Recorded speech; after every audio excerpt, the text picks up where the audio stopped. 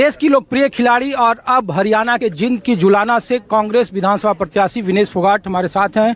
विनेश, खिलाड़ी और अब संभावित विधायक और संभावित मंत्री आपको बोल रहे हैं, पहला दौरा है आपको, किस तरीके से देखती हैं खेल का मैदान और ये जहां उम्मीदों का पहाड़ है लोगों का, आपसे बिजली, सड़क, पानी, गली नली, जो एक विधायक और मंत्री का काम होता है?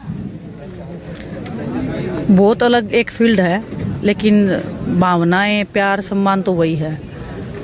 जिम्मेदारियां तो जब मैट पे खेलते थे तब भी पूरे देश की थी। 125 करोड़ देशवासियों की, 130 करोड़ देशवासियों की भावनाओं को हम लेके ओलंपिक्स में जाते हैं, तो जिम्मेदारी लेना तो आता है, भागना तो आता नहीं उससे, और वही जिम्मेदारी लेके अपनों के बीच में आए हैं।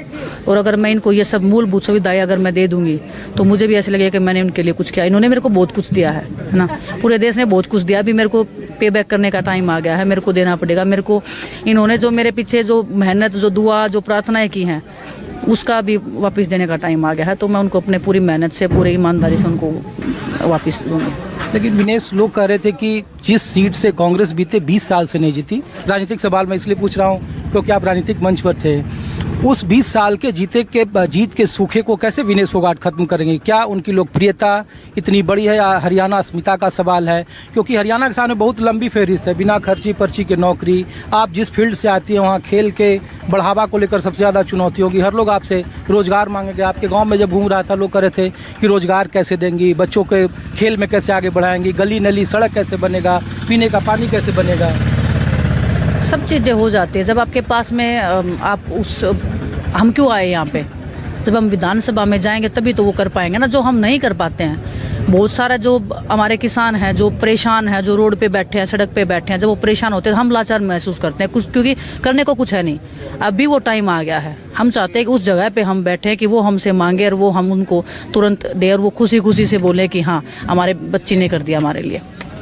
वो उसी चीज़ के लिए आए हैं, और कोई यहाँ पे कोई लालची या लालसा या कोई भी अपना पर्सनल एजेंडा के साथ में नहीं आए हम यहाँ पे। सिर्फ जिन लोगों ने हमारा साथ दिया है बुरे टाइम पे, हम चाहते हैं कि वो खुश रहे अब, लेकिन उन्होंने हमारी खुशी के लिए बहुत कुछ सेक्रीफाइस किया। बतौर मंत्री जब आप आएंगी तो यही किसान, यही खाप जो होंगे वो आपसे पूछेंगे MSP का क्या हुआ, हमारा खजाने में पैसा नहीं। मैं भागूंगी ना थोड़ी, मैं तो इधर ही रहूंगी। मैं कुछ भी बन जाऊं नहीं बन जाऊं, मैं तो इधर ही रहने वाली हूँ अभी। कि रेसलिंग मेरे को करना नहीं है। गांव में मेरा मन लगता है, शहर में मेरा मन नहीं लगता है।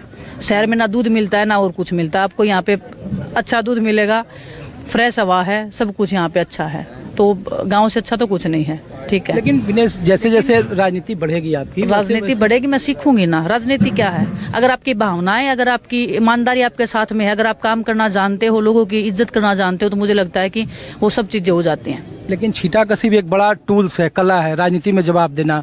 कल तक जो बातें उत्तर प्रदेश से है वो कल होकर हरियाणा के मंचों से होगी। लोग आपको खलनायक, जो विरोधी हैं वो बता रहे हैं, लोग कह रहे हैं कि इंसाफ की बात कर रहे हैं, इंसाफ पर वो जवाब दे। तो जब राजनीतिक मंच पर आएंगे, आरोप प्रत्यारोप होंगे, तो ये भी जवाब देना होता है। तो कि देश की जनता जवाब देगी, हमें देने की जरूरत नहीं। देश की जनता ने सब देख रखा है, 2 साल से जो कुछ भी हो रहा है सबके सामने है, और वो न्याय करेंगे। उनकी न्याय की जो चक्की चलेगी ना, वो इन सब को जवाब दे देगी जो कुछ भी कोई बोल रहा है। लोग कहते हैं कि 70 साल से देश में कुछ नहीं हुआ, अब आप कांग्रेस के विधायक होंगे, अभी आप मेरे को अगर बोलोगे 2000 साल पहले कुछ नहीं हुआ था, क्यों नहीं हुआ था कुछ भी? ये फोन कहाँ से आए हैं? 70 साल पहले थे क्या? नहीं थे ना, आए हैं ना। तो हर चीज़ का एक टाइम पीरियड होता है, सब चीज़ें हो रही हैं। ऐसा नहीं है कि बीजेपी आ गई तो पूरा देश आबाद हो गया, नहीं।